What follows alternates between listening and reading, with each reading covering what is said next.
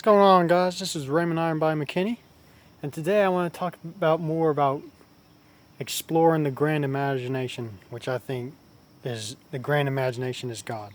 That our collective imagination is God or goddesses in legions of forms.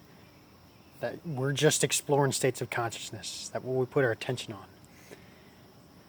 animates that state of consciousness. Like you're watching this video right now, you're animating. You're animating me. You're animating this state of conscious. You're animating me talking to you through this phone. Now, yeah, that may be trippy for a lot of people, but I think that's really cool. Just to realize that all activity outside of you is actually coming from within you. That the grand imagination of God is within each and every one of us. That we are all connected to this grand imagination of God and our own human imagination. And when we use our imagination masterfully from the state that we desire, rather than looking as this onlooker of the state as if it's separate from us. When we claim it as ours, that what we desire to be ours is already in unison with us, it must inevitably show up in our realities.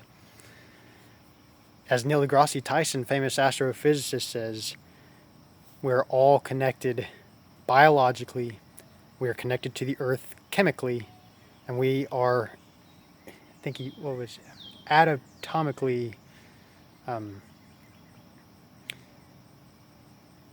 to everything else in the universe, atomatically,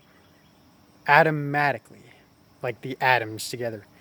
That our assumptions, our inner assumptions solidify the atoms together outside of us into objective fact. How we change our assumptions changes the outer assumptions.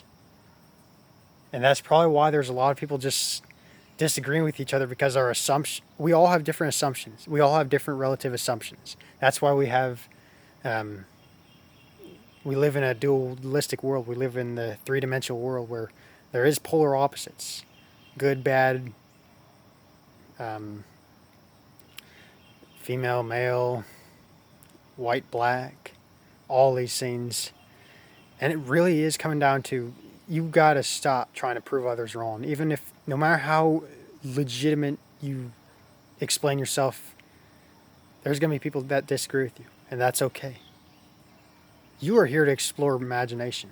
You're not here to just waste your life trying to prove people wrong when it's just, when it's just wasting your time. You're here to explore your imagination masterfully. You're here to thrive and create and to live a life that you desire to live. Stop trying to look to prove people wrong, and think for yourself.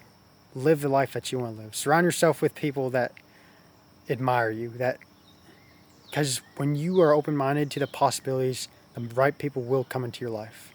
And this is law of assumption. Law of attraction on steroids. Law of assumption. How you assume to see yourself in relation to the world, how you see yourself with money, people, businesses, relationships, all these things. How you see yourself in relation to the world. It's almost like turning the knob on a frequency. It's like a frequency knob on a radio station. You tune into that reality and you don't interfere with anything. That's what's beautiful about this. I'm sure the mystics knew this. Know this over centuries ago. And it's still a mystery to those who look outside themselves. So it's up to you to look within yourself, to know what's right for you, and to explore within your own imagination. And Neville, to him, he says, imagination is God. We're just exploring the grand imagination of God. And you don't have to agree with my messages. Go find people that resonate with you. So I hope this message helps. And all I can say is just change your inner dominant assumptions. Have an inner conversation as if you're congratulating yourself that you already have what you desire. As if it's already happened. So I bless you all, and happy manifesting.